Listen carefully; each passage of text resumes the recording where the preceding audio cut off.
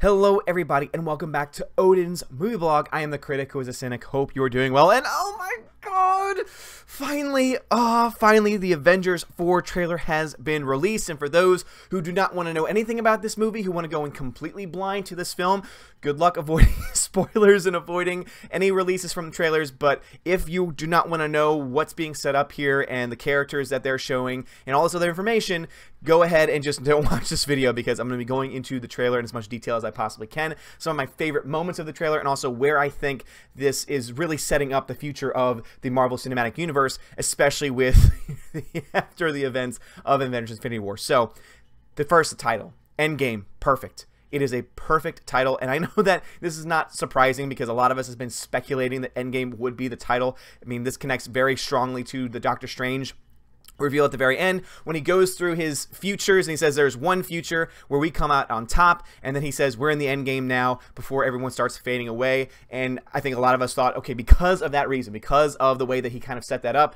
Endgame seems to be the most logical title that would have fit with this film, and sure enough, it has indeed been chosen. And also the theme of the film, with it being the end game, is really felt in this trailer. It starts off with Tony Stark alone on a ship talking about how he is basically sending a letter to Pepper Potts trying to say that he loves her, that you know, she is the light really that guides him, and it's really powerful, but also that he is out of food, almost out of oxygen, and so he's obviously on some kind of a mission. My speculation is that he, you know, being Tony Stark, took it upon himself to try and find Thanos on his own, while everyone else kind of was stayed behind because he was kind of a hothead, went off on his own. It seems like that might be the indication of what's going on there. So who knows what's going to happen with Tony Stark? Obviously, at this point, who knows, because some of these actors might not stay on for their roles very much longer, so it wouldn't be surprising if they do kill off a couple of these characters who, you know, the actors for them may not be coming back. Maybe Tony Stark might be that person. I think all of us can't imagine a world without Robert Downey Jr. as Iron Man, but it looks like this very well might be the case. But again, it's just a trailer, so we don't know yet at this point. The rest of the trailer focuses on the rest of the Avengers and where they are and the current state of the world. You know, you really get to see the world post-snap. You know, post the Thanos moment of the entire universe, or half the universe being swiped out. You see eventually a planet where Thanos' armor is being hung up, which was a really cool shot. You then see Thanos with the broken Infinity Gauntlet walking through a garden. You could just tell that this guy he's finished his objective. He wanted to, you know, finish the goal that he wanted to do, and now he's just going to stay around and be able to relax in his own glory for being able to save the universe. You know, in his own twisted mind, he believes that he saved the universe from itself. You then see some shots of some other characters. To me, the best moments of that, though, were the Hawkeye reveal, which was awesome because it shows that Hawkeye is alive, but also Hawkeye looks like a badass. So he's just killed somebody. He's wiping off the blood from his sword using his jacket. He takes off his hood, and it's him, and he's wearing this really badass outfit, and I wouldn't be surprised for that. My speculation is that his wife and his family faded away from him, which brought him back into the game, and so it looks like that might be the reason why he has a much darker tone to himself, and also why he might be doing this kind of violence, maybe trying to find answers or do something. But I wouldn't be surprised if that is the case, that he's lost his family. And then the other really big reveal, the other really big surprise that it was very powerful for me, was that Ant-Man, Scott Lang, is out of the quantum realm. Remember that the last time that we saw him in Ant-Man and the Wasp, he was stuck in the quantum realm because everyone else had faded away. The original Ant-Man faded away, the Wasp faded away, so he was all alone. And so it was very interesting to see, okay, how is he going to get out of there? What is going to happen to him? But apparently he gets out. And here is where my theory comes in. It looks like The Verge is also thinking this as well. And I've said this before, so it's not like I'm just getting this from The Verge. I've said that I think the quantum realm is going to play a major part in Avengers Endgame, as we now know it to be called. And it looks like Ant-Man might be an extremely important character. Why do I say this? Well, one, the quantum realm has been mostly unexplored. It really went more into it. They went more into it in, you know, Ant-Man and the Wasp, but even then, I feel like they only scratched the surface. They didn't really go into a whole lot of detail, but one major part of it was that there's these types of healing particles. The fact that there was a woman who was able to survive down there for decades and decades, and somehow was able to survive. You know, what was she eating? What was she eating? What was sustaining her? It seems like the particles in that area, you know, in the quantum realm, we're sustaining her and allowing her to continue to survive even without the basic necessities of life. So once again, we don't really have all the details on that, but it seems like maybe those healing particles could be the answer to being able to save some of the people from the Thanos snap. Possibly also could be a way to fight Thanos. You know, in the quantum realm, maybe that's an area that he doesn't have power over. Obviously with the stones, it might be a bit of a situation, but hey, it's worth thinking about. So I think Ant-Man's going to play a huge part in this movie, and the other reason why I think that is because look at him in the trailer. The trailer's almost over, and what do we see? Scott Lang knocking on the door, and then you have Chris Evans and Scarlett Johansson. They're just looking at like, wait, what? And Chris Evans is like, is this old? Is this, is this something that we've already seen? And she's like, no, it's the front door. So Scott Lang is alive. Ant-Man is alive, which is really great because it was also a sense of comic relief because the entire movie trailer was very dark and gritty, and it was great. It was awesome. Every single person was showing charisma, and also one of my favorite parts of this trailer is the fact that Captain Marvel is nowhere to be found. Now, they might be saving that until it gets closer to the Captain Marvel release. Maybe that's going to be released when they have a fuller trailer. I don't know. All I can say is that I love not having her in this movie because she lacks charisma. Everything that we've seen so far from her movie, from her own movie trailers, is that she has no charisma whatsoever. Had she been on screen, she would have been sapping any sense of energy that all the other actors are able to put onto the screen. And people say, oh, you're just a sexist. Really? Really? So me talking positively about Scarlett Johansson giving emotional tone to a role and giving a very nuanced performance, yeah, that's right, I said nuance, is sexist? Oh, no, you're just sexist because, you're... Just shut up. Just shut up. It's like, sorry, Captain Marvel, you can just step aside. You can just go away. We don't need you. Bring in Adam Warlock instead or something like that, because at this point in time, the representation that they're bringing of Captain Marvel is just not interesting. I have no interest in seeing that movie. The trailers have been trash. This one trailer has already got me excited for the movie and has got me speculating about what's going to happen. Guess what Captain Marvel didn't do? It was like, oh, I guess those are Skrulls. Next trailer comes out, oh yeah, they're Skrulls. It's like, that's like the one thing really that, because it's like, okay, she's OP. People say, well, what about her past? I mean, I want to know about that. It's like, I don't care. They've already pretty much revealed that she is some kind of humanoid, a human and Kree combination because she's got human memories. So basically, we already know her past. We already know what's going to be revealed to us in some ways. Sure, there might be some twists and turns that we don't know about, but I'm sure we could probably speculate about them. Endgame, really, there are so many questions, but also there are so many hints to get us excited. They gave us just enough to get us excited for the movie, to start speculating about the movie, which is what a trailer should do, especially a big Marvel trailer. That is what it should do. It should get people excited, and this trailer does that in leaps and bounds and is absolutely amazing. If you have not seen this trailer yet, I'm going to leave a link to the trailer in the description for this video, and I highly recommend you check it out, and I would love to hear your own thoughts about the trailer as well. But before we finish this talk about the trailer, I need to talk about this stupid, I don't want to see this ad. Stop. Get out of my face. This stupid ad.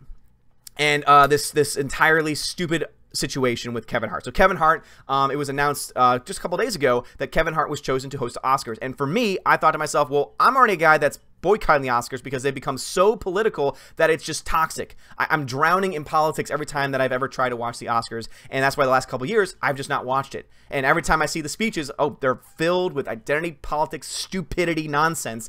And I thought to myself, well, hey, they're going with Kevin Hart. Kevin Hart is not really a PC guy. He's a comedian. He's a downright bona fide comedian, and he's going to do a great job.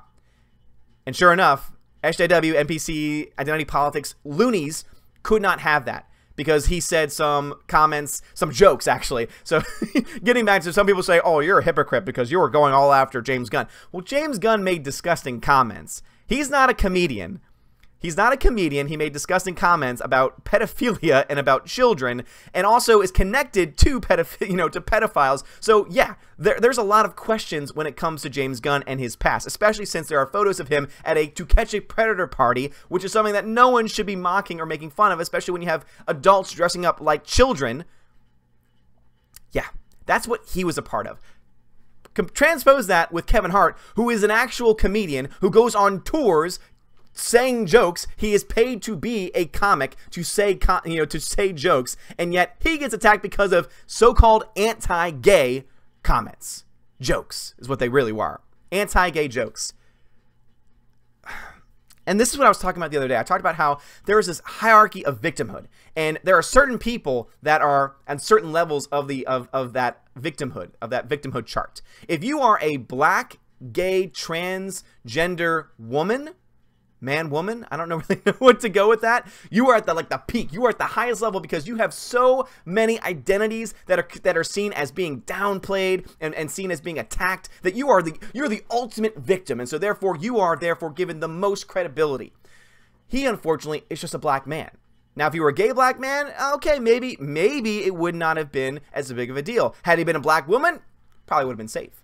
Because, again, it's all about this sense of identity, and it's all this sense, and that's what identity politics is. It's all about people trying to place individuals into these tiny little boxes and say you can only identify yourself by your race, by your gender, by your sexual orientation, by your by your one of 1,000 different genders now that we live, in the crazy world that we live in today. And the fact that Kevin Hart was not only attacked, but also essentially forced to step down from his role, because he has now stepped down from his role, and now you have stupid idiots. Yes, that's right. I'm doing a Chris Jericho. Stupid idiots over at CNN. Clay Kane saying Kevin Hart is still pretty clueless. No, CNN, you're clueless. Hollywood Reporter that was really going off on this whole thing. Glad you are the ones that are totally clueless.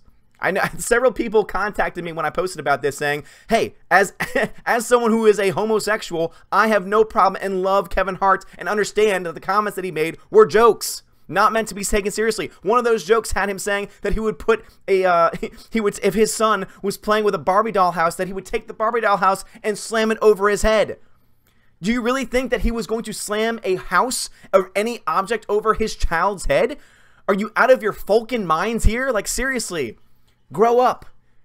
Get a life. Get out of your safe space. Get out of your college, elitist, Hollywood, SJW, NPC looniness, and come back to the real world. Because this is the reason why the Oscars are tanking in the ratings. Because nobody wants to be preached to. Most people do not buy into your identity politics stupidity. And you're starting to eat your own now. Because out of all the people that you could have had to bring a huge audience possibly back, Kevin Hart was probably your best shot. Now what are you going to do? Because now guess what? You have to fit the narrative now of someone who is totally fitting in the intersectional politics of the left, of Hollywood elitism. And guess what? It's going to be someone who isn't really funny except to your elitism, and guess what? That doesn't sell. You've tried it before with Jimmy Kimmel, who fits that narrative, who loves to play that game. Guess what? He tanked. He was awful. I dare you to put somebody else out there that's going to check off your intersectional boxes. I can only imagine at this point that they're going to try and get an African-American woman. People will say, oh, why would you say that you're racist, you're sexist? No.